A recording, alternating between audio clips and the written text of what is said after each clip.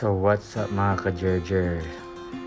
So andito na nga tayo sa beach ngayon, sa Sunset Beach dito sa Siargao. So dito tayo magsusurf. Ito nga pala yung beach na pinuntahan namin ng party. So hindi ko na ipakita yung view kasi madilim yung time na yon. So ito siya pag maliwanag. Ang ganda.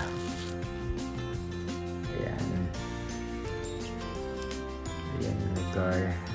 Ito yung lugar kung saan sila nag-party nun, yung mga lights lang. Mga ilaw yung nakikita kasi madilim. So ayan. Ito yung lugar.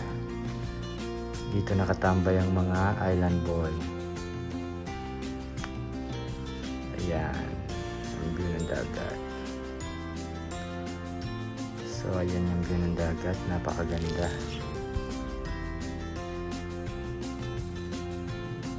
So ayan, chill muna tayo kasi mainit pa ang panahon. Tambay-tambay muna.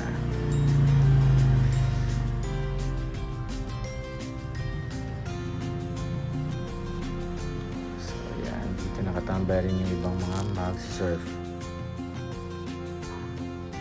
Tapos punta tayo sa kabilang resort. Ito yung kabilang resort na pwedeng marentahan ng mga surfing board. Ayan. Ayan din, may resort din dito. Kung nauuhaw ka, pwede kang bumili sa loob.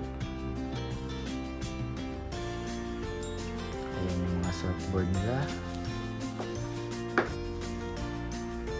At meron na rin ditong mga magtuturo sa iyo mag-surf.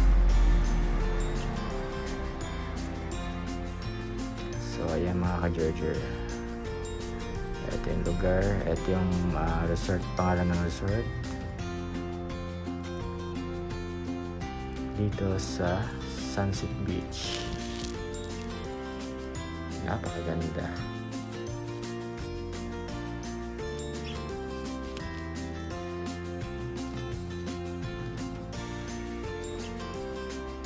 Ayan yung lugar dito. Marami na naghihintay kasi medyo mainit pa, kaya marami pang nakatambay muna. So ayan, tingnan mo, napakaganda talaga ng lugar. Sobrang ganda.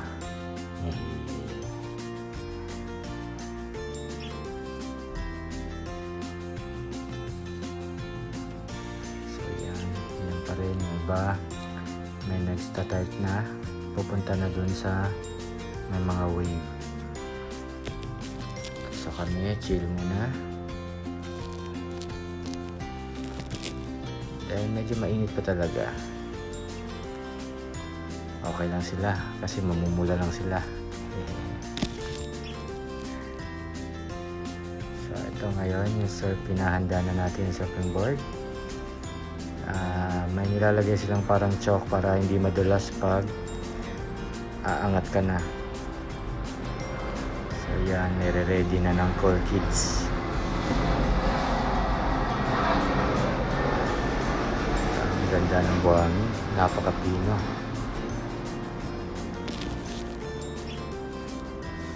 Doon tayo sa dulo mamaya kasi andun yung wave.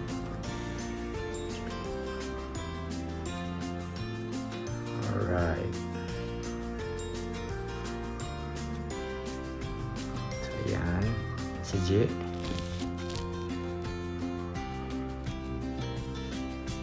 Nagdala na ng parang board para magturo ng basic.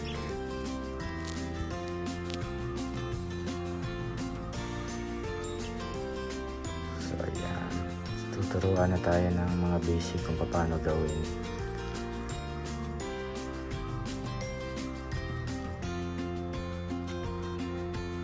Yan.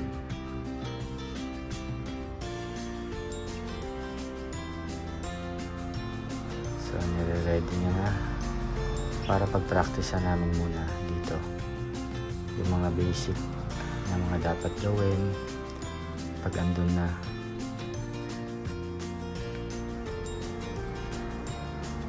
So yun, chill lang muna. Hintay na medyo bumaba ang araw para go na tayo mag-surf. Diba? Alright.